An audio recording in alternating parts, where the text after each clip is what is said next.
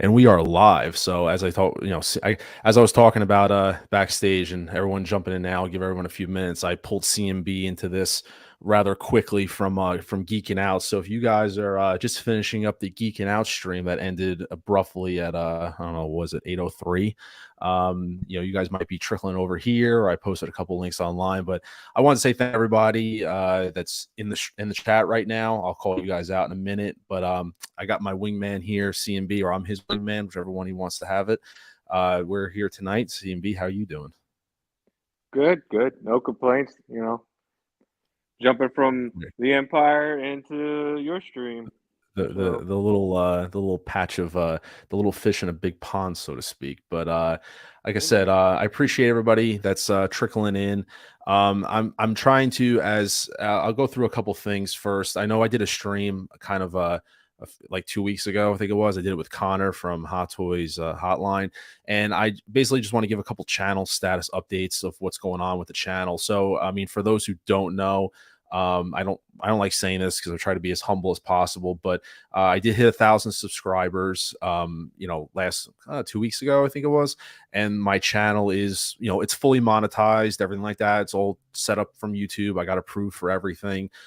So that's just me saying thank you to everybody. So, the channel it's 100%, like I said, monetized, ready to go, got the subs up. So it's kind of as a content creator, it made me start thinking what the next maybe stage and evolution of my channel is. I do a lot of video reviews, opinionated stuff, but my biggest thing is I love interacting with the community. Of those who know me, I'm on a lot of different streams, geeking out, Hot Toys Hotline. There are boys supporting the Empire, of course, and Connor Tuesdays and Thursdays.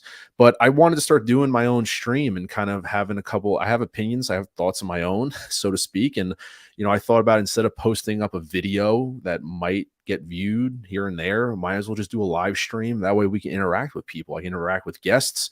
I can interact with other people in the chat and the community and kind of get my feet wet, so to speak. So I think we're going to try to go Sundays going forward. I want to try to establish something where I can tell people a time and a place, updates to the channel. So I think we're going to try Sundays around that 8:15, 8:30 mark is what we're going to be shooting for. I tried some other days, but Sunday seems to work for me personally, and a little open availability there. So I think we're going to try to slot in for Sundays around 8:15, 8:30, and we'll see how that goes. We'll have different guests on, whoever wants to come on, who wants to chat. My whole goal here is to obviously cover new releases, what's going on in the news. But not only that, I'll definitely have some thoughts and opinions that I want to share. And that's definitely the main focus of this video, this stream tonight, I should say, is that I want to get this one out of the way because I think we're going to get kind of bombarded CMB. I think you can agree with a lot of hot Star Wars hot toys coming up in the next few weeks. So this is something we talked backstage about that I want to get out of the way.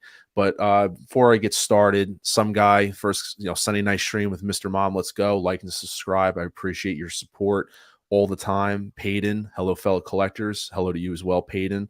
I hope you are doing well this Sunday night as well, with everything going on. The collectors got the popcorn ready. I hope we can keep you entertained for the next hour or so. We're not going to go too crazy right now. Hour and 20 minutes. See how the conversation goes. CSI Grissom, what's up, everybody? What's going on with you? I hope you are doing well. Who else do we got in there? Ken Carpenter, still waiting on my DeLorean to ship from Toys Wonderland. We're going to talk about that, and that's what the main focus is. It's about the DeLorean tonight, and I have it behind me. I've had it for about 45 days, so I want to do a check-in on it, and that's the whole point of this, what I like and don't like about the vehicle. Congrats on 1,000, 2,000 on the way. I appreciate the support as always. What is this? I'm officially biggest Back to the Future fan. I need all of these like Mike Lane mods. Yes, Mike Lane is a savior to those in the community with the mods, and that goes back to the DeLorean as well. Is that and I think CMB, I know you don't have the vehicle, but I think you can kind of agree that I think Hot Toys missed some stuff on that DeLorean. If you saw some videos out there, they definitely missed a yeah. couple things that I think Mike Lane stepped in and really helped the community out, so to speak. He's a close, I think he's a good friend. I talk to him quite often. He just got the vehicle not too long ago, and I hope there's some new stuff in the works. Electric Collector, what's up, guys? What is up to you? I hope you are doing well this Sunday. Sean, what's up, everybody, as well? Rudy's 1/6 world. Hey, everyone. Glad I could catch you live. This is only the second one of many more, I hope. And, like I said, if I stumble through my words, I got my training wheels on still, not ready to come off. That's why I have people like CMB here to keep, what are you going to keep the handle on the bus to make sure we don't derail, right? That's what you're here for. 12 Yeah, I'll inch try. stream. Yeah, I mean, hey, listen. I'll try. Yeah, if the train wreck, it's all right. It's not a big deal. 12-inch moon stream. Hello, community of collectors. Hello to you as well and everybody else. And I'll keep an eye on the comments, see if everyone's trickling in. So to give you a quick rundown of what to talk about, I just want to cover a couple of things that have transpired real quick. Like I said, a couple of things. Iron Man D100 Lottery results. Just going to go over real fast what happened with Sideshow, what our thoughts are. Not going to spend any real time on it. We want to focus on the main topic at hand. Mandalorian season 3 figures. Now, if those who just watched Geeking Out, we're not going to do a top 25, but CNB and I were talking backstage about why hasn't there been any figure announcements. Now, one argument could be just because there's not a lot of variety of figures, but we may have some thoughts aside from that. And then finally, the main topic where a chunk of the time is going to be spent on is the Hot Toy DeLorean 30-day update. It's definitely a little past that, probably around 45 days. But is it the biggest bust of 2023 so far? It's been a lot of releases, a lot of stuff that's going to be released. And I know at the end of the year, we always do a bust, top 5, worst figures or whatever it is. But has the DeLorean been the worst one so far? And that's including how Hot Toys has actually handled the whole situation of going excommunicado, basically, with the community in not addressing the situations. And then finally, a thank you to the community. I'm going to give a couple of shout outs, and I got some future updates that I want to talk about. So the first thing, CMB, I know I did You a got lot a super chat. What's that? You got a super chat. Oh, I do have a super chat. Where do I say answer it? What do we our first? Oh, of course, Hot Toys Hotline. Read my comment. Connor, thank you, sir. You are the very first super chat. I can't say I was the first one for you, but I really appreciate that. Thank you so much. As always, your support. You are one of those, along with the Geeking Out community, who has really helped me along the way, who has helped me have a voice. You've been a support. CMB has been a support. Nate. There's various people out there that have been a support for me when I had no subs, when I was a nobody. I still think I don't think I'm a somebody. I'm just someone that wants to enjoy my passion of collecting. But Connor, I really do appreciate you. Thank you so much. If you ever want to come on Sunday nights, you're always welcome as well. I thank you, though. CT603, congratulations on 1,000. Let's go. Thanks, brother, so much. I really appreciate your support as well. You're someone that I do talk to a lot offline, and you've given me some great advice, but I do appreciate your support as well. Mega Color, will the DeLorean go on discount? Well, that's a good question. We don't know yet, right? We still waiting on that second batch. Hot Toys Nightmare, hello, everyone. How are you doing tonight, sir? Good to see you in the chat. Collecting Madness is the line for ice cream. Yeah, right. How are you doing, Chris? I hope you're doing well tonight. Hot Toys Hotline, winner chicken dinner. Sorry I couldn't be there tonight, my dude, but don't mention it, bro. I really appreciate it. Like I said, I'm hoping to have Sundays as a staple in terms of being able to say Sunday 8:15. You want to come on? We don't have to worry about any time otherwise that. So I really do appreciate it. Once again, congrats on 1,000. Thank you so much. Almost had to do a charge back. I'm sorry. Hey, listen, if I love it. The type of stream that this is going to be is very just candid, just having a conversation. The people I have on here, like CMB, him and I talk every day. I talk to him more than I talk to my wife half the time. So, I mean, our conversations are just two bros just chilling. And Connor gave me some feedback the last time I did the stream. I was very robotic in reading people's comments. And for those who don't know, doing StreamYard or whatever platform and trying to communicate, it is a lot to do that. So, and as a rookie, stream number 2, any errors that I make or stumble through my words, you can call me out, but I do appreciate it. But that being said, let me jump into the first topic and get this out of the way, because we want to talk about the DeLorean.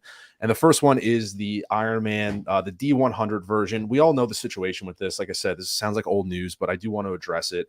This is to mark Disney's 100th anniversary. This is what they came up with.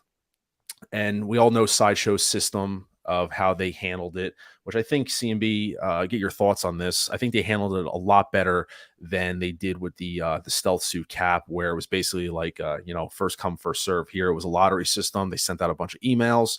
If you got one, you had 2 hours. But like I said, the dust has settled. Those who got them, congratulations.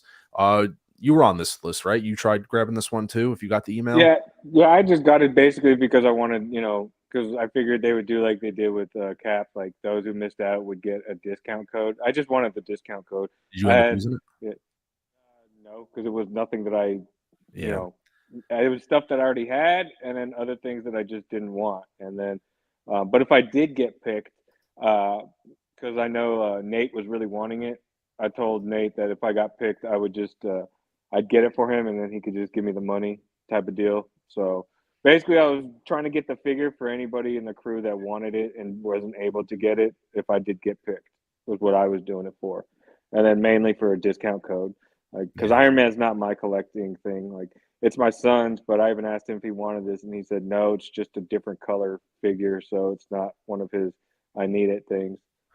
Yeah, I agree the same way. I have the Mark. Do you have the Mark 7? Nope. I No. collect War Machine. Iron Yeah. Man's my son's guy. The only Iron Man I have is Hulkbuster, and then I have the Endgame Battle Damage on payment plan. But I only got that because of the deal and to Same. basically do the trio of Cap, Thor, and Iron Man. Yeah, same here. So Yeah. But that was it. But I yeah, do think I agree with you about the lottery system. I think this was done a lot better than the stealth cap. This actually gave people a chance instead of flooding the site and crashing the servers from everybody trying to get the figure all at once. I think that this lottery system was well done, well played, and it didn't give people the feeling that they were cheated out on something. It was basically random people were picked. If you got picked, you got picked, and if you didn't, better luck next time type of deal. So nobody could say, well, I was cheated because of this. No, not really.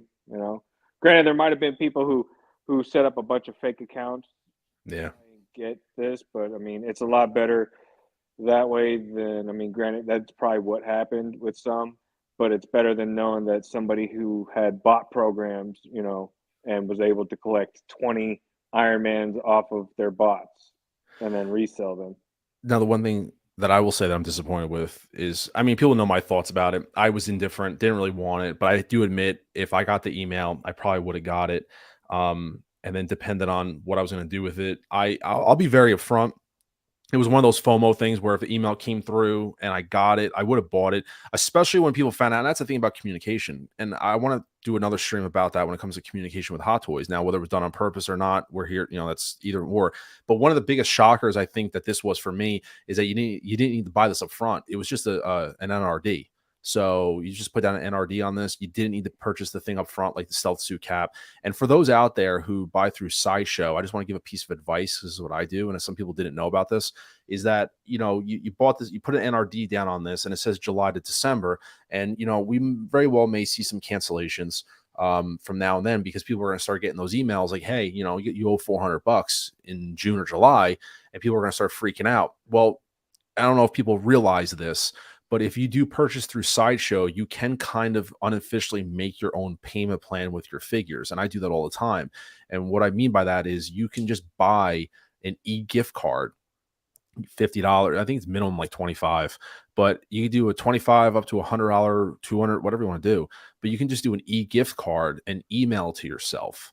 And that way, and then apply it to your account so you have a credit. And what I mean by that is, so if you owe $400 by June or July, you can take $100 gift card, email to yourself, and then apply that to this Iron Man figure. And what it's going to do is knock that price down. Now you're down from 4 to 3, 3 to 2, and then maybe you want to leave $100 as your final payment. Now, I do that all the time because that also works with payment plans. So if I have a figure, I did that with the DeLorean, I'll do that with the 89 Batmobile, where if those payments are like, let's say $116 a month over like 8 months or 6 months, you can take a $100 gift card and it'll evenly disperse that against all those payments and will lower everything down at once. So that $116 might go down to, I'm just making up the math, it can go down to $100. So now you have, X amount of $100 payments. I do that sometimes with figures where, in between checks and have some extra money, I'll do a couple gift cards and just go boom, boom, boom, and kind of spread them out a little bit and lower payments. Sometimes I just want to lower the overall amount of payments down, or just pay something off early, or drop, whatever it may be. But I just want to give that any advice to people out there who maybe have this figure right now. And, if you're going to cancel this because you're worried about getting hit with a $400, collection fee basically in June, you can do gift cards, email them to yourself, and slowly kind of dwindle that down and make your own payment plan. So for those who don't know, on Sideshow, you can do that. And there's once you have the gift card on your account, you can go into this figure and actually say apply gift card balance, and it will take that money off the figure. So then you're just creating your own payment plan. So for people who don't know that, it's a little piece of advice, and I do it all the time. Some guy, if you haven't already, smash the like button and subscribe. I really appreciate that, sir. As always, you are a gentleman and a scholar. 12-inch Moose Stream, cigars and bacon. I just bought War Machine and Iron Patriot for $200 from Pop Culture. That is a deal. I know I'm not a huge War Machine fan. Unlike you, CMB, we're kind of opposite. I do have the Mark I reissue, like you're calling out there. That is an unbelievable figure, that Mark I reissue. It is the only one that I need in my collection. But for someone that is the sculpt, everything on it is unbelievable. So that's a great deal, and that is fantastic. But CME, do you have any more final thoughts on this Iron Man while we move on to another quick topic? No, not really, because it's like I said, Iron Man just for me, like the way it's going with Hot Toys with Iron Man, it's almost like the sneakerhead game. It's a different color. Every release is a different color, and then they Mhm. just charge more for every release. So it's literally, I feel like I'm back in the Nike game trying to collect Jordan colorways and retro reissues.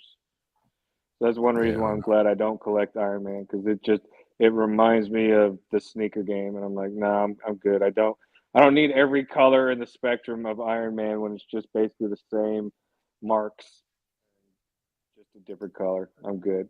Yeah. I hear you. And that's the thing about the whole Marvel, especially Phase 4. Phase 4 left a bad taste in my mouth, where I really am not getting a lot of stuff from Phase 4. So that really opened the floodgates for me to jump into Return of the Jedi and Mando. And speaking of Mando, and bring up this one comment from KH Waterblock, makes me feel glad I only do Star Wars at this rate, and I'm mad picky. Now I definitely understand. There's nothing wrong with being picky. You are curating your own collection. That's what I'm doing. I Mhm. went from buying everything, really had to cut down a lot of pre-orders. Now I just curate which pieces fit, which don't, and take it from there. So it's our collections, and we have to make it the way that we want it to be. So moving on to our next quick topic, Mandalorian season 3 figures. Now, like I said, we're not going to beat this to a dead horse. You still have the last final episode to come out. But I do want to get your thoughts, CMB, on this. And this is going to definitely be different from the geeking out, because I know, like I said, we just were on there for 2 hours talking about Mando, and we did kind of like, it wasn't really a top 5, but it was like Nate had different, for those who don't know, watch the replay. Definitely. It was a good talk about some theories of some stuff, but it was about basically the top figures that were prominent in season, that last episode. Now, these are just stills, by the way. These are pictures aren't up for any specific reason. I'm just using them as reference filler, so to speak, for my IMDb to flip through. But the reason I brought this up, CMB, is I want to talk about. Oh, wait a minute. We got another super chat here from some guy. Sunday nights just got better. Some guy, I really appreciate it, brother. As always, I can't say it. Boom. Yeah, I got to come up with, that's something that I'm going to talk about. So real quick, we'll just interject right now, CMB, and you'll be the first one. So I have an idea to do about super chats when they come up. As I said, I really appreciate it. You guys don't have to donate any money by any means, but I do appreciate the support as always. I'm definitely going to be coming up with some kind of like video gag or something like that. I know people do thank you, so it's going to have to be saying thank you in a very lame way. For those who you don't know, the whole Mr. Mom brand is obviously because if you are watching me for the first time, the whole Mr. Mom theme came up when it's about my daughter Gwen. She's about 2.5 years old, and those who don't know, between my YouTube shorts and my videos, she's a big part of my collecting um passion and my whole life, my career, my life career. It's not even a job, but you know what I mean. And she's I share this with her. I can't do it without her, and I can't, so it's just there, we're together in this. And those who watch my YouTube shorts, she unboxes videos with me. I just did one with Bo-Katan where she's opening up the figure. It's just really funny, and I get comments all the times, people freaking out about her touching the hot toys and stuff. But I can tell that she has the passion. She loves seeing the stuff, and it's just awesome because I didn't have that when I was a kid. I was an only child, and so me collecting, that was kind of my whole thing. And so to share this with my daughter, it's extremely passionate to me and it means a lot to me. So the whole Mr. Mom brand came up from, if anyone knows the Michael Keaton movie Mr. Mom, back in the 80s. It was actually the movie, one of the first few movies, right, CMB, he did before Batman, because that was the Yep. backlash he got. I always joke about that. The backlash is Mr. Mom is Batman. He's going to be Batman. So that was the whole backlash. So actually, in 2020, I was unfortunately unemployed. I got let go because of COVID, and I actually my wife gave birth to my daughter Gwen a month later. So it was a very chaotic time. It was a very stressful time. That's actually when I started collecting Hot Toys, which probably wasn't a good idea, but I did. And they coined the name Mr. Mom because I was a stay-at-home dad for about 14 months. And so they called me Mr. Mom, and the collectible thing stuck, and Mr. Mom Collectibles. That's what it is. So some guy, I do appreciate it. Some Sundays just got better, and I hope they do. And the man himself, Mike Lane, has graced us with his presence, saying, "Hey Ryan, congrats on passing 1,000 subs." Mike, I really appreciate it. I know you and I have talked. I'd love to do a stream with you one time if you want to be in the chat. Um, in the community, people are really looking to you, not just for the videos that I did. They were just videos, but what you're doing to try to save this whole DeLorean thing. We'll talk more about it in a few minutes. But Mike, I just, so many people have reached out to me about the videos and just saying, "Hey, Mike, great stuff. They love your product. They're buying your stuff." What you're doing for the DeLorean, you picked up the ball that I think Hot Toys dropped on it. And those just little touches between the zip ties, the carpets, the license plates, I mean, they just take the whole vehicle to a whole nother level for those who just don't understand the things that were missing on the vehicle to begin with. So Mike, I really do thank you so much for everything that you did for the 1/6 scale community. I know you have the vehicle. I hope you have some other stuff in the works. I don't know anything. I'm just saying that. I hope, because I want to get more stuff from you. I have everything that you have so far. But Mike, once again, thank you so much. If I had to guess, Best Scar Trooper is definitely going to be on the way. So real fast, CMB, I derailed. Talking too much. But you and I were talking backstage about Mando season 3, right? And why do you think we haven't gotten any figures yet? Bottom line, Uh, that's the question. What's your thoughts? And I'll shut Me up. personally, uh, I think that they've been paying attention to maybe the way that the community has been reacting to the season as a whole. Um, just because season three hasn't been doing too well. Uh, I know a lot of people, they either like it or they don't, but as far as viewership and the loss of subscribers from Disney Plus, season three has gone the opposite way that I think that they were hoping it to go. Even with the audience in Asia, who because they have Disney Plus there now, so even the audience there, they're disappointed with season three. And with Hot Toys being an Asian company, they're gonna be listening more to the community there than they are here. Granted, the license is Disney and Star Wars, and most of the audience is still stateside, but they're listening to it as a whole, not just, let's just say, not just Asia, not just the US or Europe, anywhere. They're listening to it as a whole, and they're seeing that the community is not taking the season well. And I know that they built these prototypes because I know Disney came to them well in advance and said, "Hey, this is season three. We have these. We want these figures for these characters for season three." And I'm sure Hot Toys built the prototypes and they have them ready to go. But I think they've been kind of holding back just given how it's being received for season three, and they're not wanting to, I guess, let or show all the figures one after another each week, just given that, like I said, it's not doing so well. I mean, as a business standpoint, if you know that something's not doing well and you release a figure for a show that's not doing well, you're taking a gamble on, well, are people really going to want to buy this if I release it or announce it as a pre-order, or are they just going to be like, pass, I'll wait for something else? So at that standpoint, as long as they don't announce it, that's not them putting forth the money to produce the figures and then take a loss if said figures don't hit the mark. So I think they might just be holding off. And I think what they want to do is they want to see how the fans react to the finale, and then that will determine whether or not that they release, I would say, what all of the lineup that they have ready to go for it, or if they're just going to release certain figures from the season that they have lined up that they know that the fans liked and enjoyed. And I would agree with you on that. And I think to touch on what CT's comment here, I think it's a combination of that. And I think, like you said, there's been nothing new until now. And Yep. like I said, we're not going to beat it to death. But besides a Bo-Katan 2.0, Mando, we already talked about what would be different.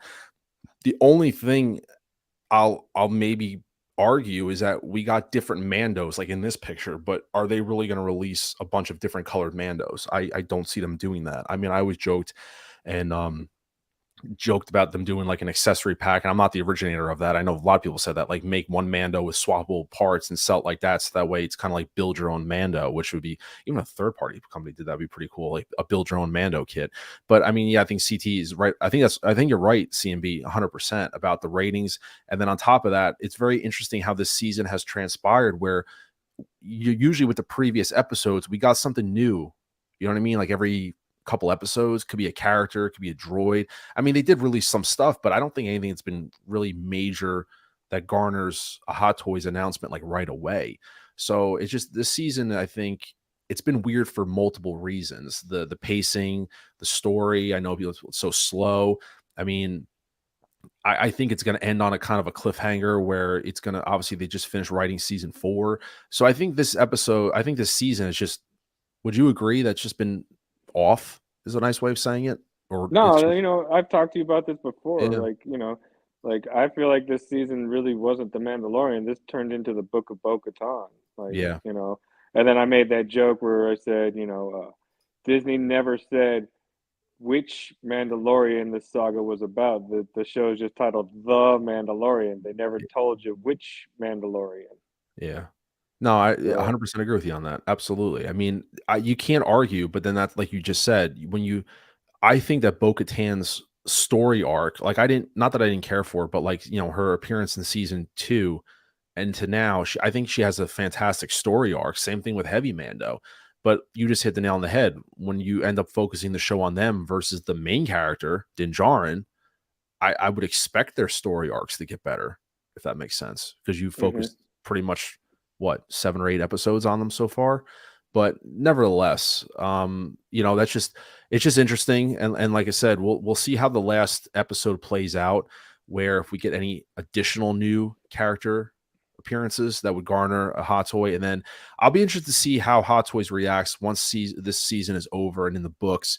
Two things. Number one, how fast from when this ends to where we start to see releases, right? Will they wait? Will they do it right away? Will they do it the same way? If it ends on Wednesday, will we see something on Thursday going into Friday, or also how many actual physical figures we see?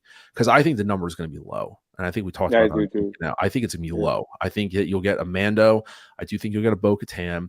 You're going to get some version of Grogu, whether it's the Grogu in the IG-12.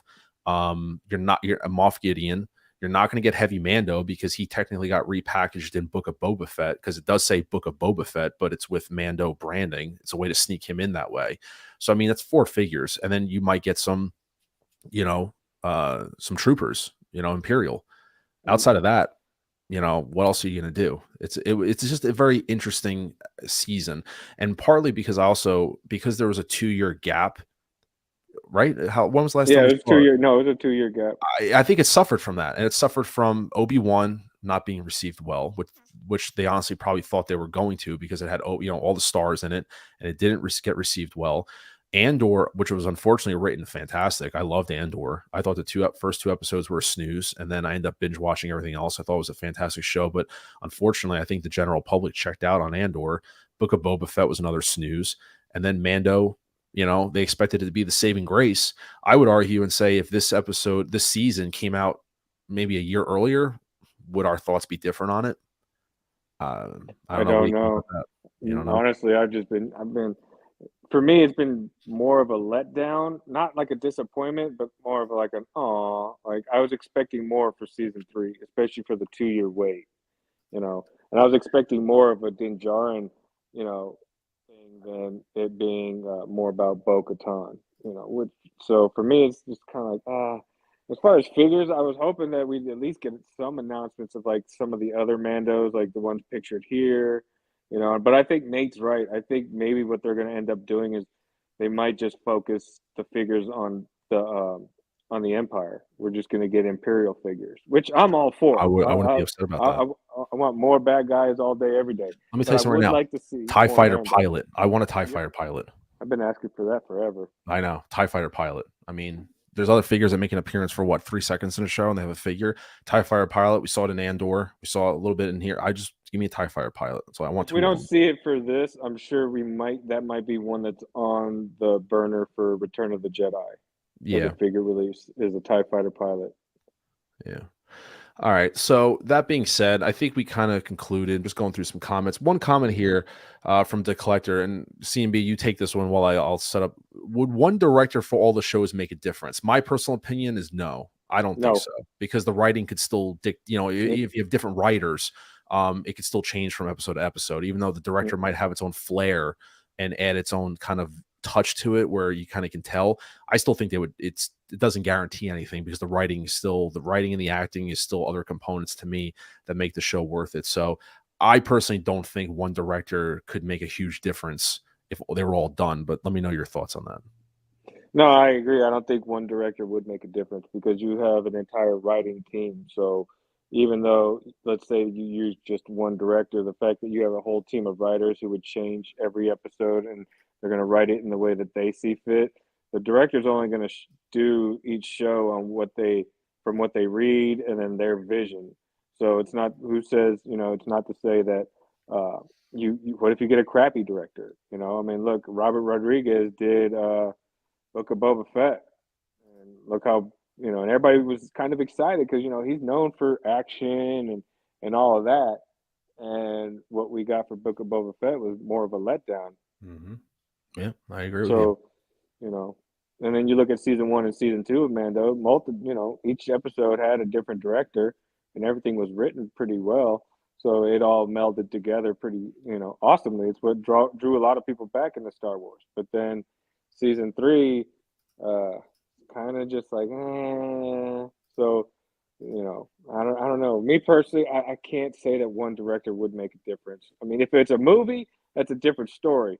But even then, that could be bad because look at Ruin Johnson, one director, and he killed Star Wars. Mm-hmm.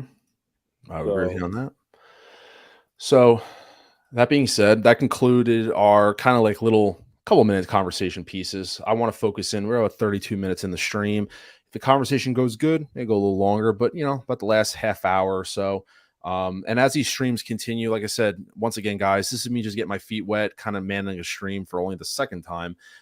So like I said, keeping these to about an hour, but as the training wheels come off and there's more variety and also in topics, I know there's not a lot of information kind of light this week, but maybe next week we'll stretch it out hour and a half, maybe even 2 hours if the conversation's good.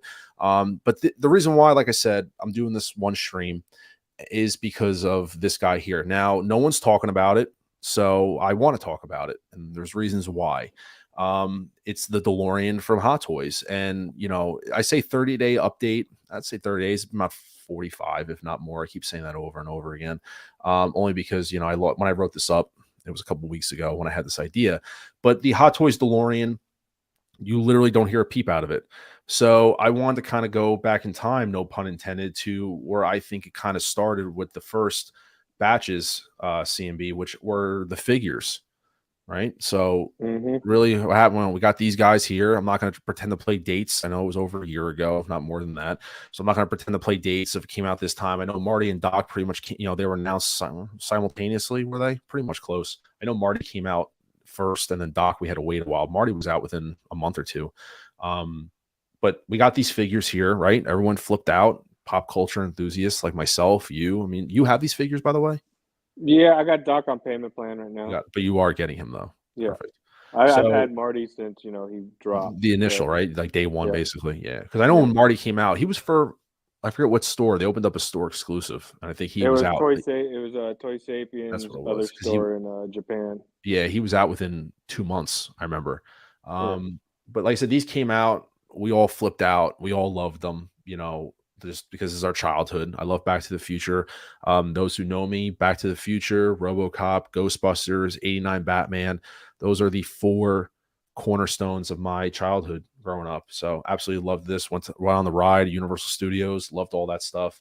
Um, so obviously the figures came out. Marty, I thought was pretty, in my opinion, I thought Marty was pretty successful. I mean, people, argued that the sculpt was softer. He didn't come with a guitar, came with Einstein, which was just a statue.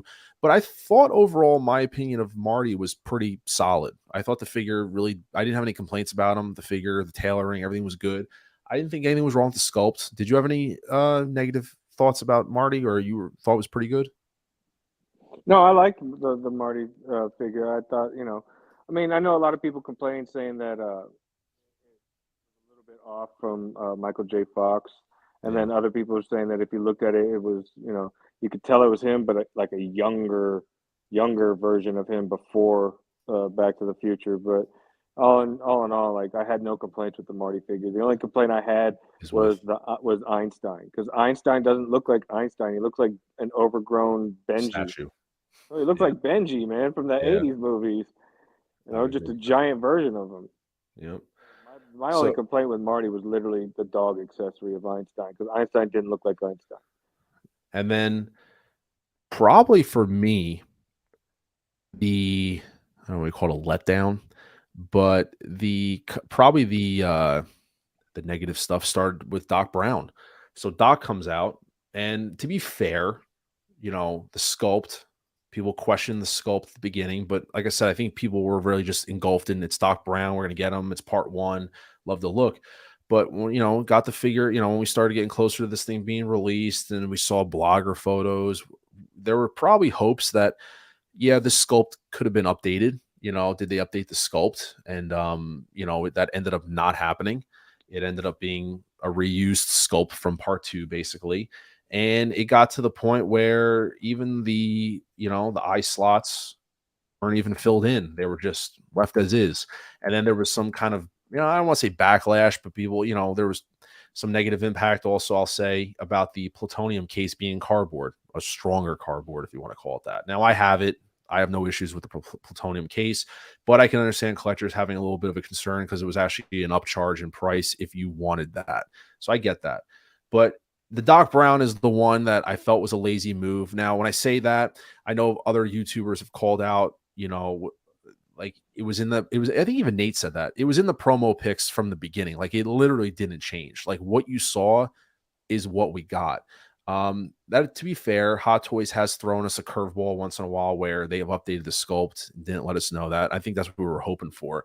But this was definitely a letdown for me when the sculpt was just the part two one that they reused and they didn't even bother to fix the slots on the sides for the sunglasses, whatever.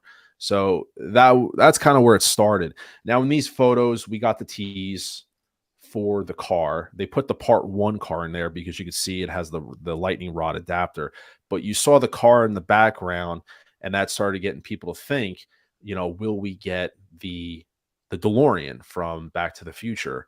And so then I don't remember the exact time. I'm trying to remember when it was actually launched, but we got this, and it pretty much everyone freaked out over it, right? I mean, you included, everyone Yep, loved this. yep. This was great. We got it, we loved it. I mean, it was getting a DeLorean. I mean, who gets the opportunity to get a 1/6 scale DeLorean, depending on when you're collecting? And the Ecto One Afterlife was out. We were at the time we were hoping we get an '89 Batmobile. So for a collector, I mean, this is just awesome to have. And then as days go on, you kind of let the honeymoon phase fade out of it being released. You start diving in and looking at stuff. And obviously, this is the hover conversion, and these are the older photos, and this was questioned there with how this actually looked and the inaccuracy. And I'm not going to beat it to death, but a lot of people looked at it, Denobi, things like that. They pulled up old videos from the cons, and they basically just dusted off the prototype, and there you go. Notice I didn't bother to notice it does still have the light bleed, even though it's white there, and in photos it's yellow. But this is what it was. Um, a lot of people will talk, and I'm going to remain completely neutral on this, completely neutral. I know that there was, in my opinion, I know a lot of stirrings going on with Jazz Inc. potentially trying to get their hands on, doing the DeLorean. And I know mostly, it's all speculation, but Hot Toys, kind of, jumped in and was like, hey, listen, we got this. We're going to do it. I mean, they basically remolded the old one. There are some minor differences, but, and, I think the concern that we had was the wheels. Would they fix the wheels? And within a time frame, they did alter it. We got updated photos from the car, and they did pull the wheels a little bit tighter in to make it a little more movie accurate. They did give us the updates on it. But I think the concern, I don't know, for you, CMB, now looking back on it, the concern is how fast they got this car out from announcement. It was just about a calendar year from when the car was announced to when it was in collectors' hands. It was about a calendar year, if I'm not mistaken. The first in-hand reviews were about a year. And so I know a lot of people in the States were questioning, like, how could they pull this thing off so fast, and what's it going to be like? Did you have any concerns about that in terms of its time frame? Yeah, I was concerned because they actually pushed it up from its release window from what they expected Hmm. on Sideshow. They ended up pushing it up, saying that it was coming early, and I that was one of my concerns. Thinking, what corners did they cut in order to get these out so fast? And originally, like, I hadn't, obviously, because I'm still paying this off. Hmm. Um, I was kind of glad that I didn't get the first batch because of seeing everything that everybody was posting, like all the defects that they were getting. It basically confirmed what I had thought, that they had cut corners to try and get this vehicle out in on time, or actually ahead of schedule. And after seeing all the defects that I did see, I told myself, they could have done like they did with other figures like Pennywise or even Hulkbuster, where they said, hey, we're running into some issues, we're going to have to push this back. We want to make sure that we get you uh, a proper vehicle that doesn't have defects, and that way the collecting community is happy. Yeah, you're gonna have people upset saying, "Oh, delays, great," but I would rather something be delayed and get something proper than to rush something out ahead of schedule and then get what people were getting. I mean, there were multitude of defects from cracks in the axle, lights not working properly, seats coming unglued, wiring that snapped when people were trying to You put name the it, it figure. had an issue. you know like, So, me personally, those were all defects that I think were attributed to them rushing this out, and now we're in the boat where they had to pull and recall everything back, and they're going to release it later. And it could have just been something as simple as maybe the company that they used to do the plastic and things wasn't using well, or good product. They might have cut corners and chose company B instead of company A, and company B makes a subpar type of material and plastic than compared to company A, but they probably went that route because company B said, hey, if you go with us, we can make sure that your vehicle comes out 3 months faster than what company A is promising you. And I think, given what's going on with the world economy and resources and everything that ties into it, I mean, I could go on for a 2-hour talk about that, but I'd probably put everybody to sleep with it. Um, but given what's going on, I think that they were trying to cut corners, not to deceive anybody, but as a business, to try and remain afloat financially, because they probably had a certain budget to work with, because they have budgets with each department for each figure, each vehicle, even and all the way up to like PR, post release, pre release, returns, all of that. They all have a budget, and I think, given what's going on with the world, they were they kind of had their hands tied behind their back and had to make certain sacrifices financially to try and get this out when they wanted it out, and they had to cut the corners with the materials. And they thought maybe this was helping them, but in the end, it turned out to bite them in the ass. That it actually, now with the returns and having to go back. We don't even know if they're actually going to make any changes with the other batches. They might have just, who knows? I don't know what's going on with that. But the fact that they had to recall, refund, replace, that's cutting into the budget that they probably didn't even expect. So Hmm. this, them thinking, hey, we saved some, in the end turned out to be, hey, we just spent more than we should have. Yeah. So they actually are going to have to eat the L in every form. L with the community saying that this is, they're upset with it, and L with the financial situation, an L for their reputation on this. Like, down the board, it's just a loss. So this hurt them. This definitely hurt them when they thought that they were going to walk away with a win. And I'm So like CT603. Regardless, I'm still getting mine too. I got mine on payment plan. yeah, I'm and still buying mine. I want to be clear with something. I want so this video that you're watching, just to back it up while you were talking, and you're making fantastic points. Now, this was my review. Now, I want to be very clear about something. I have no problem admitting, hey, eat some humble pie, and I'll eat it all day if it has to. When I did my review, there wasn't that many of them out there, and I was watching reviews. I was first batch, as people know. I mean, I want to beat to death. Like, and trust me, it's not exactly a badge of honor to say, "Hey, I got the first one." It's not exactly something to pat yourself on the back about. But what I mean by that is, it was it was an ongoing thing that I felt like it was something that you kind of learned more about it every day. Does that make sense? Like what Yeah. you knew today, it changed tomorrow. And what I mean by that is, like, when I was doing, like, I'm watching this and it's like cringe watching me do the conversion. Cause even then, when I thought I was doing it right, I still broke a wheel during the review, which was like right here. This is cringe. Like, I wouldn't convert, I don't convert the tires this way. I was just doing it live on camera so people can see, like, this is what, like, the whole point of this portion is if you actually put the audio on, you hear everything crackling, and it's a very delicate vehicle to have. And this is coming, like I said, I've never owned a vehicle before. And I was definitely doing a lot of research on like how to actually own one and take care of it. And believe it or not, I know it sounds silly watching this. Like, this was still me trying to be delicate with the vehicle because of how stiff that mechanism is. And there's another YouTuber whose video I'm going to pull up that did a really fantastic breakdown. And this is what I mean by you learn something new every day. So this review that I did can be considered completely outdated. And yeah, the hubcap fell off. I glued it back on. But this review I did then might have seemed pertinent, but now I think it's kind of irrelevant because so much has transpired. You know what I mean? See, like, we Mm-hmm. know more now than we did then. But like right there, I was doing the review, and like when I posted it, like a couple days later, someone's like, "Yo, I think you got like a crack in your tire." I'm like, "Wait, what?" And I went back and looked at it, and like, boom, right there, there's the crack. Never even knew it happened. And funny enough, I converted this tire off camera to make sure it was done right per the instructions, and then I still cracked it. So at the Hindsight is time, 2020. yeah, and at the time, I was 100% on camera saying I think it's user error because of how it was, and I absolutely have no problem retracting that statement, and I do.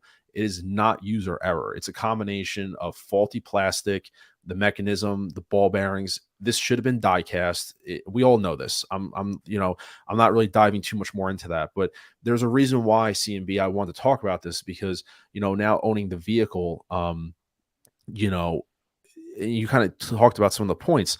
Do you think, and that's the other issue is that, kind of there was a scramble to it where they were basically using second batch cars to fulfill first batch issues, so there's that big delay and people, and I want to be clear. I want to address something. So the crack on my vehicle, right? And people say, why didn't you send yours back? Why don't you send yours back? So as a collector, we're not always financially invested in the same thing. And what I mean by that is I did not pay retail for this vehicle, the 800 plus tax plus shipping. I don't mind saying it. I paid about half that amount because I had rewards, right? So I paid about half. So let's call it like 400 plus. So that's how much I'm into the vehicle versus someone who's in it for like 800 plus. It's a big difference, I would say. So therefore, when I saw this, I was weighing it in my head as a collector. How often am I really going to put this thing? Like, I got this because it's in hover mode, right? That's how it's going to be displayed. It's how it is behind me in hover mode. I'm very rarely going to put the car in driving mode. I did it for a couple photo shoots. It's really it. So that being said, I opted to keep the car. I did reach out to Sideshow, got compensation for it. So I got another $85. So with that being said, now you take that and put it against what I paid for it. I'm in like the very low 400s all in on the vehicle. So that being said, I was okay fixing it myself versus someone that maybe would rather send the car back because they paid that 800 plus. And I 100% respect that. And you should. I for those who don't know, I have a video dropping tomorrow. I actually built my own proton pack about 2 years ago, fiberglass, metal, like the whole thing is like a 50-pound pack. And I'm not usually hands on, but that helped me become very hands on and assessing a situation. And I looked at this and I opted to fix it myself versus sending it back and going through that hassle. I used epoxy. People joke about the epoxy thing, which it's okay, but you know, I repaired it where it's held up. The epoxy strengthened that outside. As a collector, should I had to have done that? Absolutely not. I never should have had to have been put in that situation to decide, do I fix this broken car or send it back? As I said, I weighed how much I paid for it, my ability to fix it, assessing how bad it was.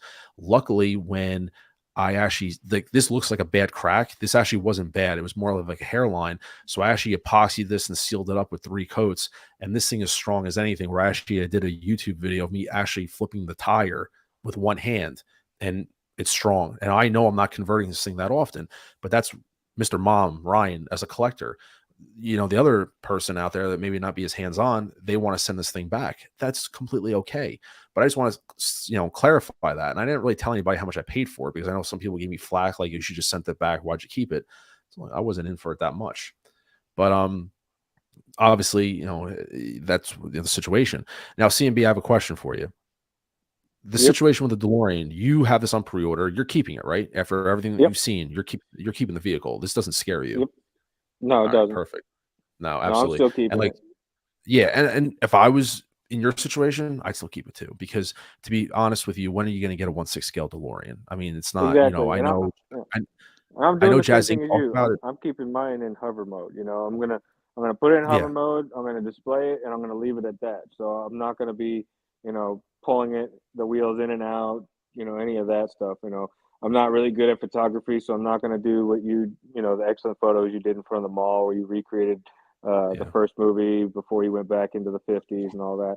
I'm just gonna do the thing, display it in hover mode, and then leave it alone. Um, plus, I'm a fan just as much as you are with Back to the Future. So, and I this didn't I wouldn't say it didn't dissuade me from getting it because I know that nothing is ever going to be perfect. There's no such thing as perfection.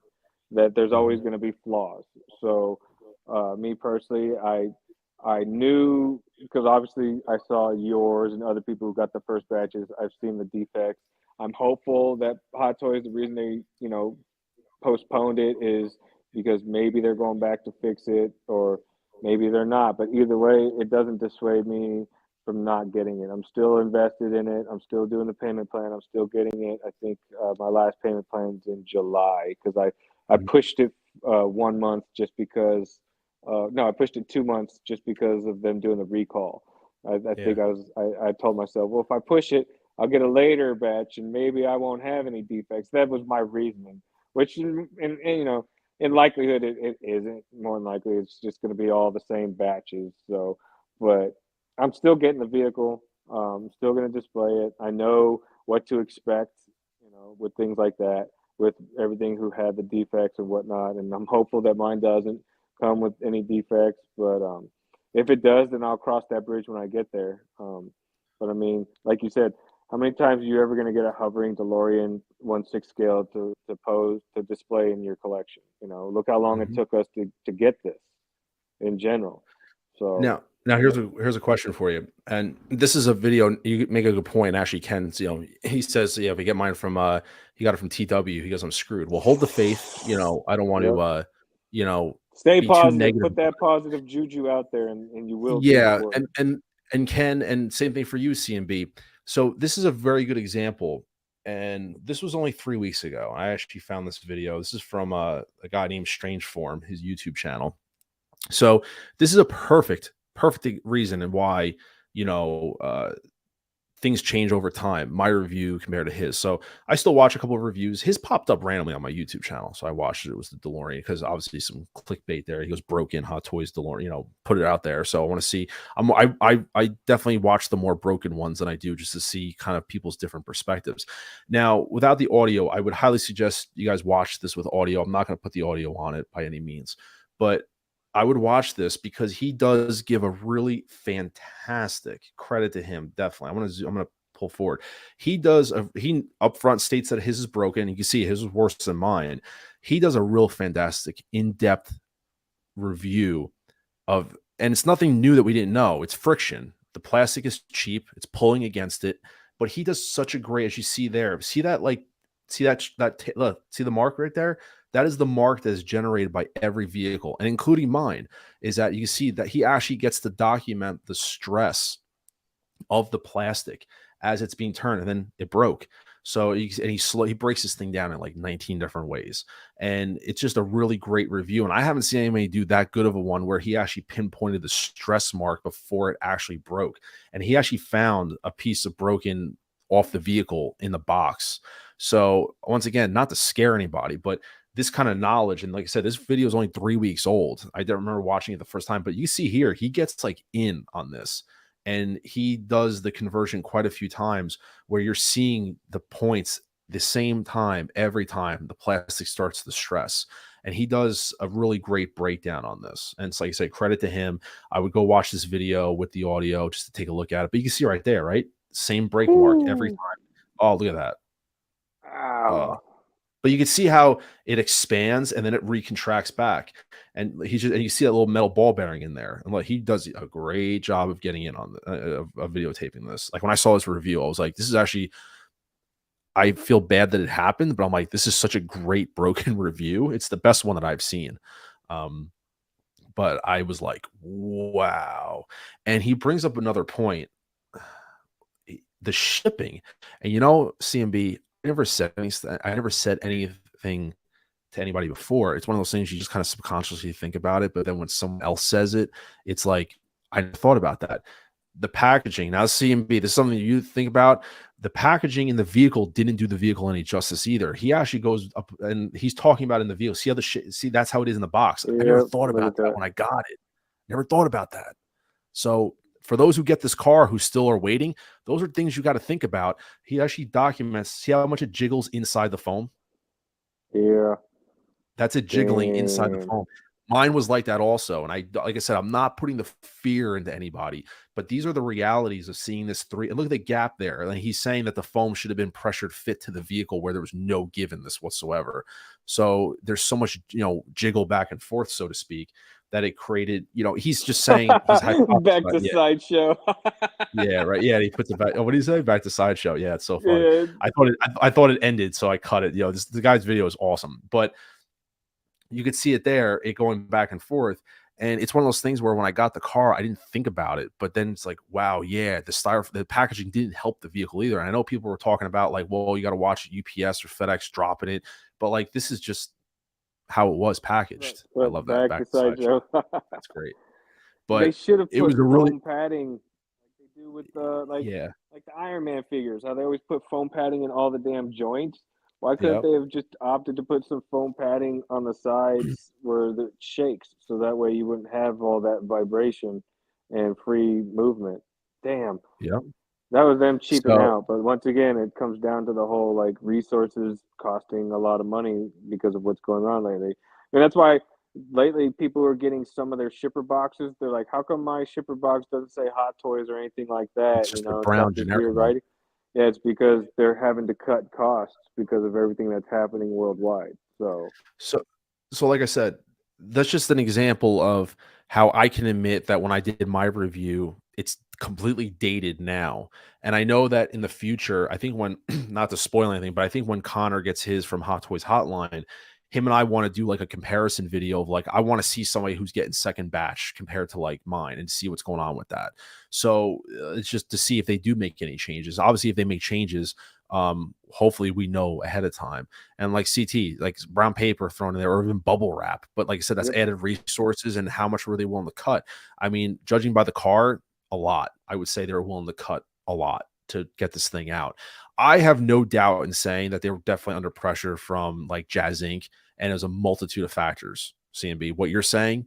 And I layer that even more in saying, you got Jazz Inc. who is making vehicles now, and I will address that too, because, a lot of people kind of crapped on those who got the DeLorean, where it's like, oh, these guys talking about Jazz Inc. And definitely to be humble, I think that, like I said, I saw a couple 66 Batmobiles that didn't have immaculate paintwork to them. It is a fact. It is. I've actually even watched a couple streams where people have said that. I'm not discrediting the vehicle. I still think it looks gorgeous. But this goes back to now what I'm going to talk about with the 89 Batmobile. Now, are you getting the 89 Batmobile from Hot Toys? Yep, sure You am. are. I have it on payment plan also. So, um, does this discredit you? And I discredit that, I should say, in any way, or put any like doubt, like, oh, the 89, are you still going to stick through with what you got? I'm gonna still stick through with what I got. I mean, there's just like I said earlier, nothing is perfect. You're gonna have flaws. I'm hoping that this incident that happened really caused Hot Toys to go back and be like, look, when it comes to vehicles or just comes to our products in general, we can't be cutting corners like this again, Mhm. because It's a shame. they It really is. saw the community come after them like forks and torches. I mean, Rightfully you do so. it again, yeah, rightfully it is warranted. It really is. I Justified mean, 100%. you're spending this kind of money on something you don't expect to have these kinds of defects. So, I 100%. mean, I'm thinking that with them seeing the backlash that they got from this, that's definitely going to make them go from now on in the future to be like, hey, we need to make sure that our vehicles come out top notch, so we don't run into this issue. Because at the end, if the '89 Batmobile, I mean, look at all the returns and refunds and replacements they had to do. That's a lot of money, because they Mhm. had to eat the cost that when Sideshow ships it from the States back to them, they have to eat that cost. And then they Mhm. have to ship it right back to the States for the replacement. So for them, I mean, and then like even refunds. Sideshow refunds you, then they contact Hot Toys, and Hot Toys has to refund them. So that's a lot of money that they're losing. So I'm pretty sure Well, going forward that they're probably saying like, hey, like example, '89 Batmobile, we can't do what we did with the DeLorean on the '89 Batmobile, because there's going to be they're a gonna lot lose more people to. collectors. Yeah, they're Mhm. going to lose people to other companies when you do things like that, And not And for nothing, rightfully so. Rightfully so. yeah, I hate to say it that. would be, yeah, no, Justified. you would be justified if you were like, hey, I'm done with Hot Toys. As far as vehicles, I'm gonna move to other companies that are producing the same vehicles, but I'm getting a better quality. Granted, they Mhm. might spend more, but at the end of the day, the collector's gonna be happy because they're getting a vehicle that's not crapping out on them. So, and then 100%, I Hot agree Toys with you. has to realize that like it's not going to be just one vehicle either. If you lose that customer, let's say that customer What about leaves the N1? just If that yeah, ever just happens. leaves in the vehicle aspect. Let's say they still collect the 1 6 figures, but they're like, from now on, I'm never buying another Hot Toys vehicle again. That's that's so many future purchases per customer who thinks that way, that Hot Toys has now lost money in. That's hundreds of thousands of dollars that they basically kiss their ass goodbye to. Mhm. Now, So, that's the thing is that, like, with the '89 Batmobile, because that's really like, for me, unless, unless the N1 comes out, which is I no hopes on that whatsoever. I mean, meaning that if it does, it does. If it doesn't, it doesn't. I will say that the community, and we have to understand, and this is just my perspective, that if the community overall, it's whatever people can deliver to the community. So what I mean by that is, if Hot Toys doesn't do the N1, I know Yost from Jazz Inc. said that he's going to do it, and you know what? It's will and I'm going to get into this. We're not going to have this like a debate about this in the sense, but because I'm respecting everybody company wise, but it's good that the community will at least get one. Will it be more money? Yes. Will it be probably more detailed? Yes. Will be more of a limited run where not everybody's going to be able to get one? Yes. I mean, it's just what the reality is. The 89 Batmobile is going to be definitely the next test for Hot Toys of can they what are they going to do with it now. When people compare, and this is just my personal opinion about it, when you compare, like, let's say Hot Toys to Jazz Inc., I've always used the analogy, it's like comparing Home Depot to your local mom and pop place. Hot Toys is Home Depot. They're producing products at a higher quantity, meaning more pieces, tens, 20,000 pieces, if not more. I'm just making that number up. Jazz Inc. is producing stuff at a lower amount, limited run, 1,500 pieces, 2,000, 3,000, whatever the demand is. Obviously, if there's a demand, he'll probably do, Yost will do more, which is fine. Price wise, Hot Toys is going to be cheaper, but this is kind of what you get for the price. Jazz Inc. is going to be more money, but it's going to be more detailed. I'm not denying that. Like, as kind of, and I'll use this as a tongue in cheek, joke, the Hot Toys DeLorean doesn't have a gas pedal or a brake pedal, but Jazz Inc. will. Now, for people that might say, I don't care about that, that's fine, but it is a vehicle. There's no gas pedals. There's no carpet. There's that, and that's where Mike Lane stepped in. He made a carpet. I'm not bashing, but I'm being realistic that there is differences. So for people like the 89, like I see CT here, the 89 Batmobile is going to be the first vehicle to compare, and you're getting both. I think it is an understandable comparison. And yeah, I would probably say that is really the first. Now, I think that the Jazz Inc. one will be more highly detailed just because of the track records. You're comparing a smaller company like Jazz Inc., who can produce more detailed at a higher quality than Hot Toys. So I think the detail aspect is going to go to Jazz Inc. I don't know what Hot Toys is kind of going to deliver, because they've on Geeking Out CMB, we've talked about it numerous times that they're supposed to be releasing an updated version of the Batmobile. That the one that you see is Secret Base is just it's the original. They claim, we got intel from Monica, who said that there is supposed to be a new one. That is great. We will wait and see, though. Let's wait. No, I trust Monica, because no, Monica. No, I don't. I'm not. No, I'm not saying that you're not saying he's not. They're disproving him. I'm saying, like, when Monica says that he talks to these people, something happens. I agree. His intel's right. When Monica, something happens. Exactly. 100%. Monica's always right, and when Monica says like he's talked to these people personally, and this is what they've told him, I believe it, because Monica has never steered me wrong when he talks to me about this stuff. So if he says that, hey, 100%. I talked to Secret Base and they said that they're going to update it and they're going to show us an updated version, I trust that wholeheartedly. So, and that will be probably the best representation to compare it to, when those, because there's definitely people are going to get both to compare. Now, when it comes to price, price is definitely going to be a factor. Like, I went with the 89 Batman. It is because of price, because at that being around $800, I was able to free up some additional money to also get the 89 Batman.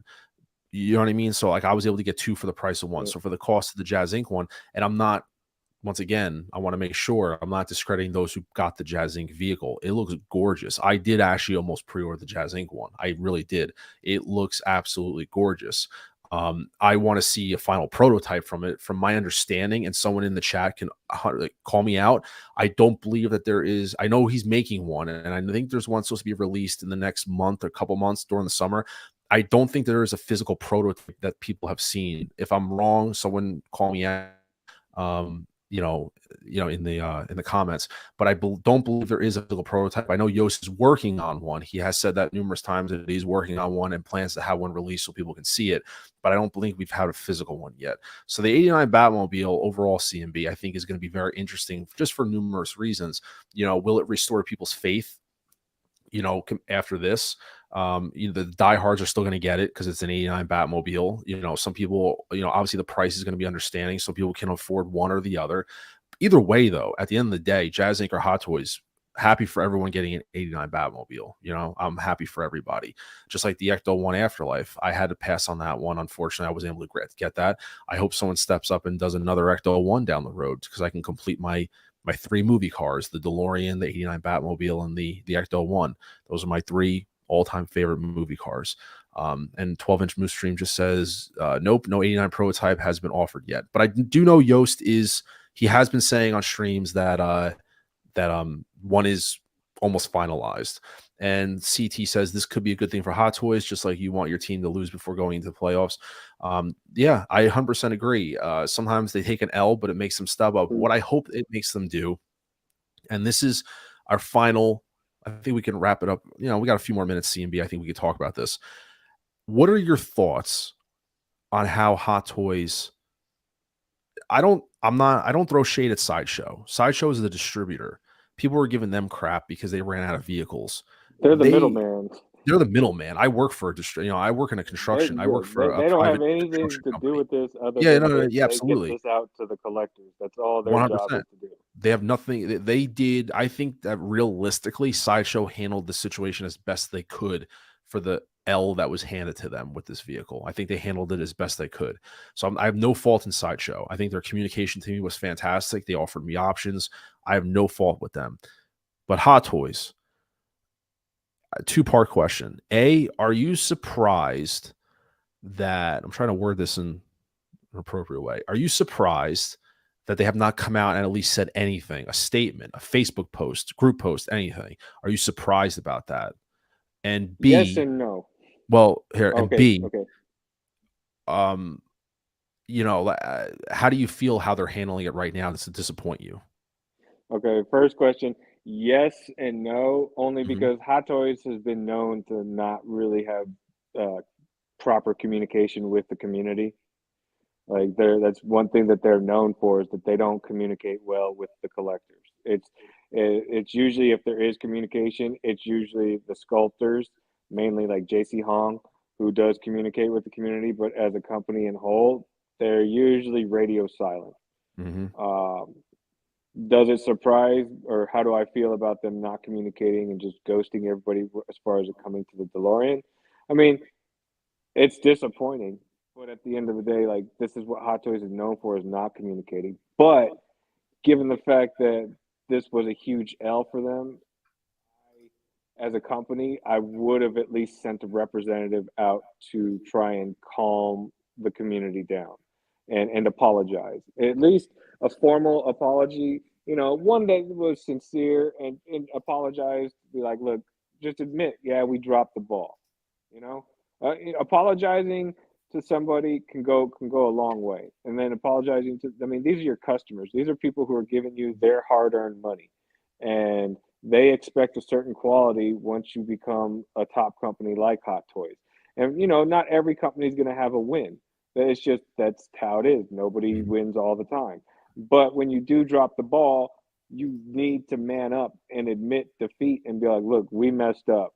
You know, we messed up. We're in the wrong. There's no ifs, ands, or buts about it. We made a mistake. We will do better going forward. We hope that you continue to have faith in us and you continue purchasing our products. But we just want you to know that yes, we messed up. We cut corners. And even if they didn't cut corners, well, even though we know they did, even if they didn't admit to cutting corners, just the fact that you apologize and say, look, we're going to pull this back, we're going to look at it, readdress it, and then we'll get these other batches out to you. You know, but the fact that you go radio silent and you just hope that things will brush over and you want to sweep it under the rug and hope that the community will forget, granted that, most people's attention spans are measured in nanoseconds nowadays. When it comes to collecting and things that people give you their money for, they don't forget.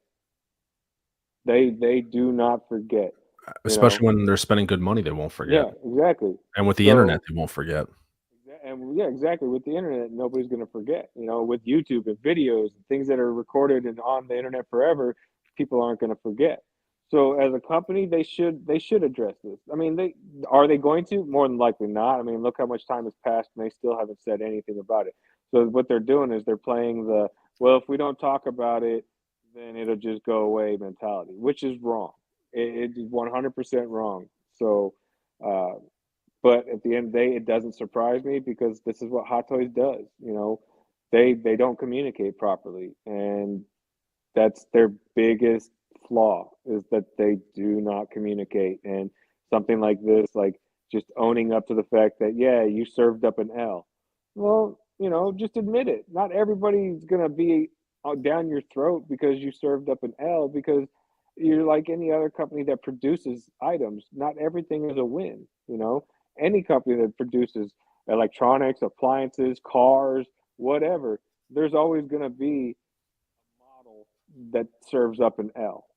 But if you come up and you admit to it and say, hey, look, we'll do better, and you prove to your customers, okay, they did own up to their words and they did do right. They made things, they did a better, like say the '89 Batmobile comes out and it is creme de la creme. They proved to the community, okay, they did, realize their mistakes and they produced a top notch figure or vehicle And, going forward, if they continue this momentum with their vehicles where they keep doing that, then you're going to bring back those that might have decided they were going to leave, or those who are like iffy about it, and things like that. So yeah, to me, just I'm not surprised. Like I said, yes and no, and then at the same time, like it's a big disappointment, and they they should have been big boy enough to just admit that they messed up, even if they posted on Facebook or all the social media things with a letter. Just say, hey, look, we messed up. We apologize. I We're think going to do better going forward. and one thing about it, which is interesting about the N1, which I know N1, we talk about it all day. I mean, obviously, if there's another reason, which we'll see if it's ever sees the light of day, I'm talking about from Hot Toys specifically. But if there was a reason why it was delayed, I mean, one thing I know we said it off camera. I was almost like if I was Hot Toys and I would have turned around and dropped that N1 earlier to throw shade off of this. I really, if you would have asked me back then, like I think Nate was talking to me about it on Geek, and I was like, hey, when do you think the N1's going to drop? And when this whole DeLorean debacle was going down, I was like, I think it should be dropping like any week now, just to get this thing. Had nothing to even do with Mando. I was like, just to get people's like sight off of the DeLorean, just drop the N1. And then the other argument was, would people be doubtful about buying the N1 after they saw this? Now, granted, this is the hover conversion. The N1 is a fixed vehicle, not really like there's not many interchanging parts on it, like the tire, the hover conversion that could break. I get that, but that's just something that we thought about. But yeah, I definitely agree with you. And transparency is something so big, I think, in to kind of throw it out when InArt was, doing the YouTube rounds with the Joker, they were communicating, and they were communicating all over. Every week they were on someone else's stream talking about the Joker, talking about the new releases. They had press, they had the thing in Vegas, they had all the shows. They, it was remember that last year it was Yeah, in yeah, I art. remember. Literally every day it Yeah, was in art, yeah, and no, because so we had John on geeking out, and yeah, we were so it was in questioning art him. all the time. It was in I art was all the time. disappointed though that everything we asked him was constantly, "I'll get back to you," or "I Yeah, don't it was, know." and the issue is, I mean, it's obviously, and like I said, I'm one that has people joke, but like the Joker has been hit or miss. There's for the amount of people that have said it's a great figure, which it looks great. I don't have it. It looks great, but there are those fair amount of people that are having the same consistent issues with the magnets and stuff like that.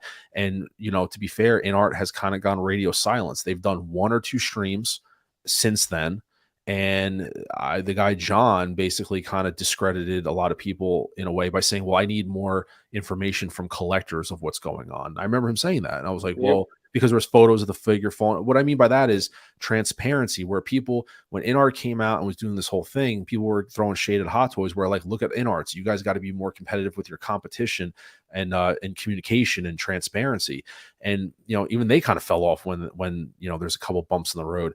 And that's just something from Hot Toys as a company. And I was going to make a video about this a few months back where it was about like top 5 things that I wanted from Hot Toys as a company. And my number one thing was communication and transparency with your customers. When you're selling figures that are 300 minimum, 280 minimum, up to $700-800. Like for example, like 2 weeks ago, when they did those head sculpt updates, like that was just as equally awesome for me as a figure announcement that they showed off like the new updated sculpts for Tom Holland and uh Black Panther Black and Panther and Lady or Thor. like that announcement though was just as awesome as them announcing a new figure to me, because it was them like showing, hey, this is what we got, this is what's going on, this is what Yep, is going on with us right now. We want you guys to check this out. And obviously as a company, when things are positive, that's when you want to communicate, but when things are negative, you'd rather push it on the rug. And I just think with Hot Toys, it's always been the same thing, and I've only been collecting since 2020. But even when there's major figure delays, like Cyborg, what's going on with Cyborg? Loki, what's going on? Why was Loki delayed so long? And then even like people still, the head sculpt wasn't that fantastic. So what was the reason for the delay? Obviously, they can't divulge everything. There's certain things that are going to make delays happen or whatever it is. But communication as a company is definitely one of those things where, I would love to see it be better. Obviously, they're a big company. And at the end of the day, people make the comment all the time, speak with your wallets. You could throw that back in my face and say, hey, Ryan, I know you're talking about them. And obviously I spoke with my wallet because I bought the car and it's sitting behind me. I get that. But it is important for them to be transparent what's going on with certain things. And I think what's going on with this would be I personally don't think they know what to do right now with the car. A lot of people think that they're retooling it. I don't doubt that maybe looking at retooling it is a possibility, but I don't know. I think they're kind of at a loss right now what to do with it. I mean, obviously the fail safe is make more and just ship them out. I know that's the fail safe, but the fact that they've gone radio silent on it, it's pretty disappointing as a company, especially when you got competition, like Jazz Inc. Breathing down them, that's making quality products in their own right, that's looking for more licensing. They're looking for to expand their palette and their catalog of vehicles. I just don't want Hot Toys to become too, the king of the mountain and kind of look down on everybody else and kind of forget, you know what I mean? But yeah, it Yeah, bothers me but then I'm not surprised by it. That's what stinks. I'm not surprised by it, but I wouldn't be shocked if they found a fix for it and then they make this grand announcement to make them look like saviors. But nevertheless, but that's and to kind of wrap it up, like with me, I have the vehicle and I do love it. I admit I don't even turn the thing on. Like right now in my display, it's not even turned on because obviously with the bypass, even if you have it plugged into your display, you still have to manually turn the car on. And like the hood is very flimsy to like to flip it up and hit the button just to have it on display. And with my display cabinets, you see everything behind me. You don't even really see the car lit up anyway. So I don't even bother lighting it up. So, I mean, that's one thing about it. I do love having the car. It is a visual piece. It is my first 1/6 scale vehicle. I do love it, but I am disappointed with the details, how they missed out on some things, and that's where Mike Lane comes in. I made numerous videos about Mike Lane. He's been a savior for the community. Mike Lane is pretty big in the 1/8 scale, like model buildups, like Eagle Moss and stuff like that. And he's had some mods for the 1/6 scale DeLorean, and I made some videos about that, like kind of how to install things. And his stuff is just so amazing. I just love all the stuff that he did. It's a shame that he, like I said, he picked up the ball that Hot Toys dropped. So I just want to run through some of these comments real quick. With all the broken wheel hinges, does that affect how the vehicle rests on the wheels when the tires are down? For me, no. When I converted it to regular, it doesn't sag or it doesn't sit or it doesn't do anything indifferent. So I haven't noticed anything different with the vehicle. Mine, I converted it. For those who have seen my Instagram, I did a photo of it where I put it like in a mall parking lot in front of a JC Penney, and my wheels don't buckle or anything like that. So no, I haven't seen any issues with that. I feel sat on the ground with no visible issues. Same thing. CT, can you imagine your size of the big boxes been ran back? I want a solution from Hot Toys. Yeah, I agree. In the last few years, they may have realized that the competitors have not been sitting around, but making leaps and bounds between InArt and Jazz Inc. They are under pressure and seem to be rushing. I don't disagree because they got this thing out, like I said, within a calendar year, from announcement yep, to in collectors' hands within a year, and to do all that and rework the wheels. And I made this comment: seeing the vehicle in person, you could see where corners were cut. Seeing it on screen's a little hard, but seeing it in person, you can 100% see where they cut corners to get stuff done. They could have taken time and fixed the wheel problem, but threw the DeLorean out before it was perfect. Hopefully, it's a wake up call to get their hands on straight. I think that everybody in the everyone in this live chat and everyone watching later could agree. If Hot Toys had said, "Hey, listen, we're going to delay this another 6 months, but you're going to love the final product because we found this issue with it," who wouldn't sign yeah, up for that? I would have been happy I with would. it. Okay, I'd been fine. Would have been perfectly fine with Yeah. it. Delay it for And another six hell, months.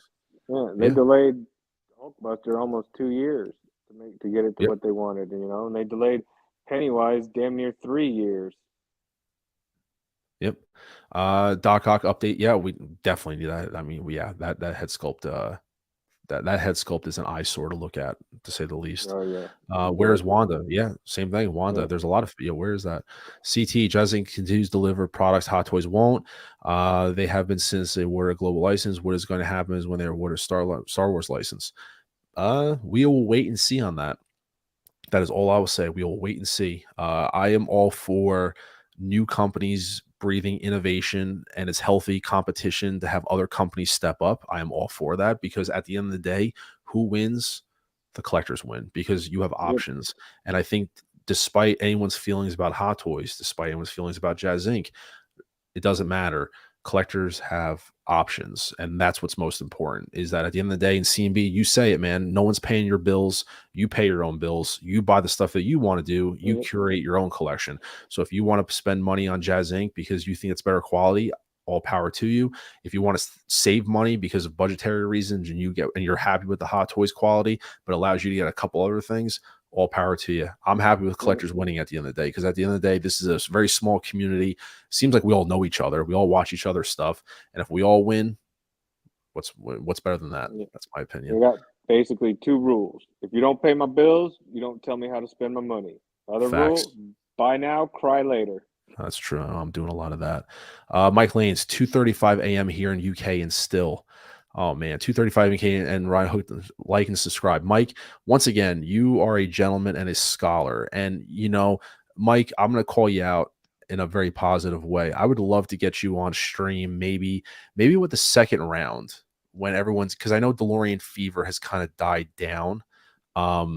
Maybe when the second batch comes out. I know we talked about it, and you said it depends because our time zones are so off that even if you're active in the live chat, maybe take some Q&A questions, because I love your process of how you're doing stuff, and maybe if you have anything in the pipeline. But I would love it, because I think what's going to happen is this next round of DeLoreans that are coming out, I think that's we're going to get another heat wave of this car, and people are going to have questions, mods, things like that.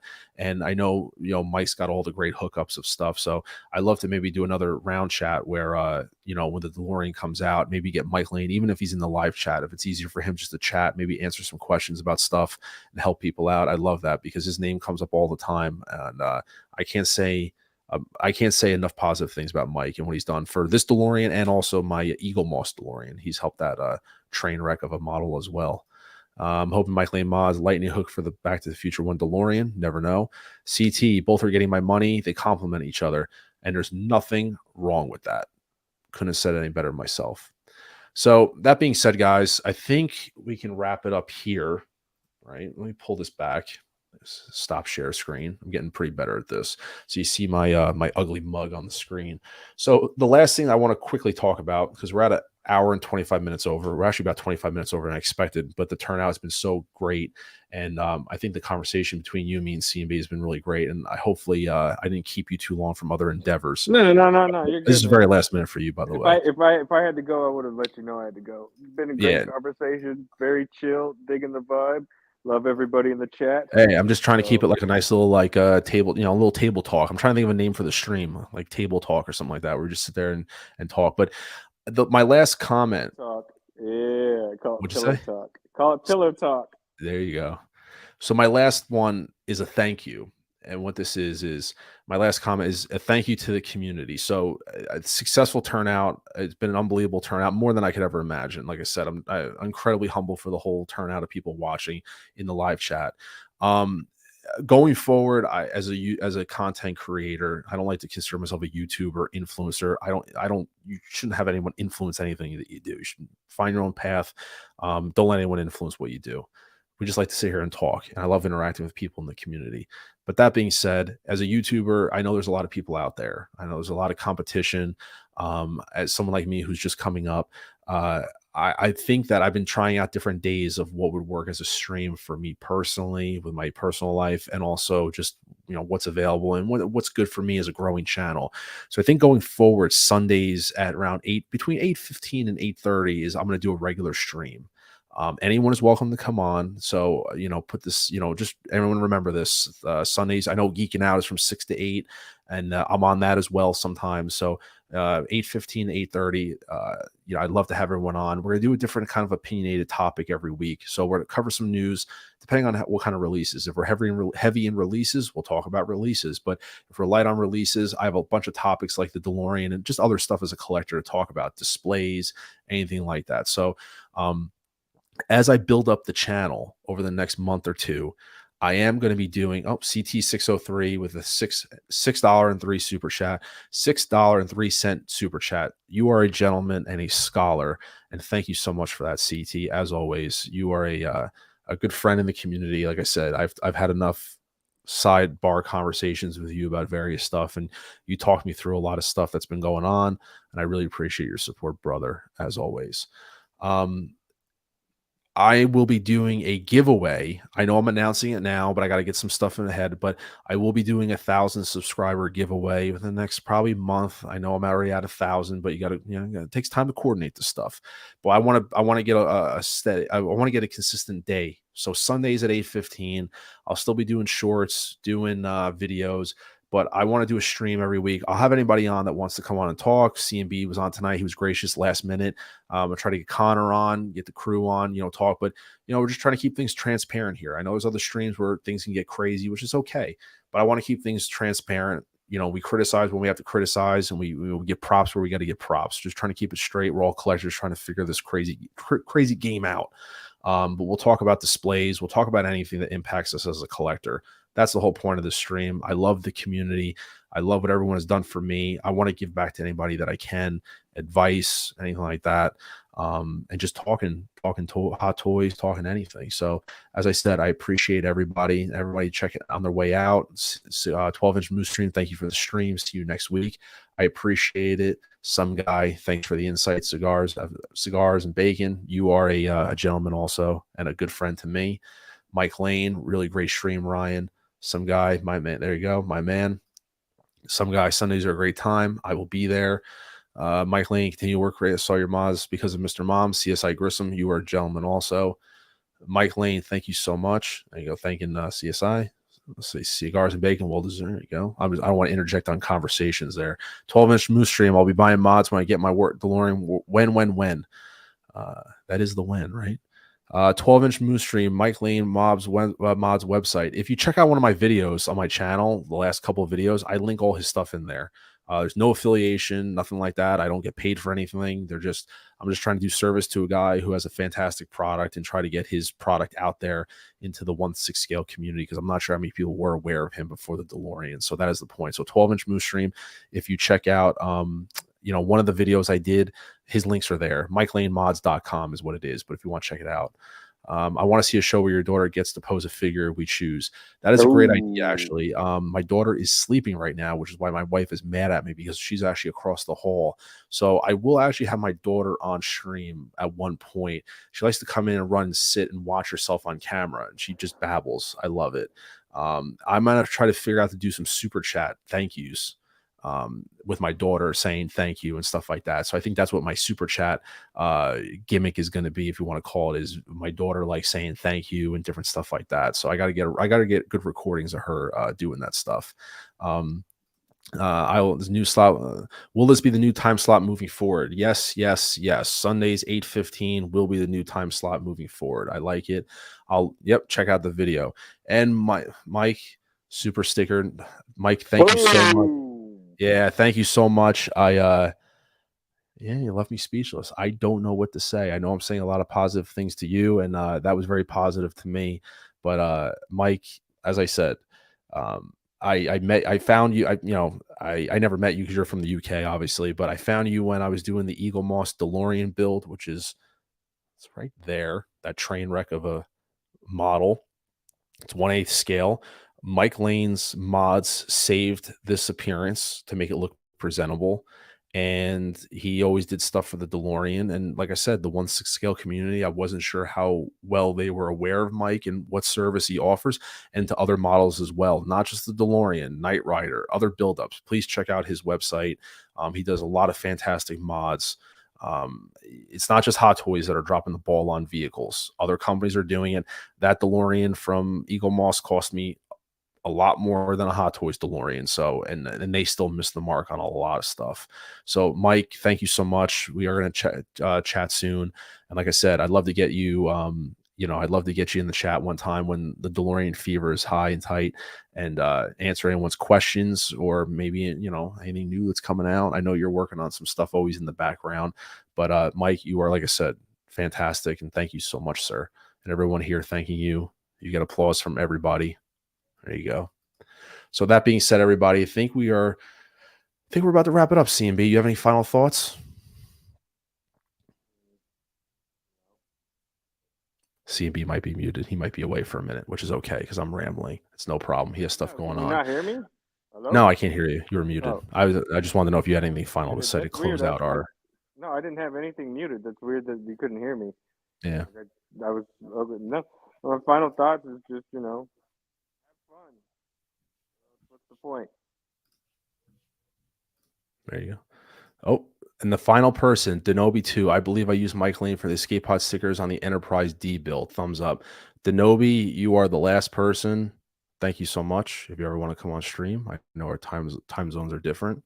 You are welcome always as well. Thank you, sir. And final, they keep coming in. Most welcome, Ryan. Good night, and thank you both for a great stream. Mike Lane, thank you so much. Denobi, everybody, thank you so much. Like I said, we'll be back again next week, Sunday at 8:15, 8:30, within that time frame. Probably be covering, most likely it's going to be Mando season 3 and other stuff. So as always, guys, thank you so much. Take care and have a great rest of your day or night. Thank you. We know that you're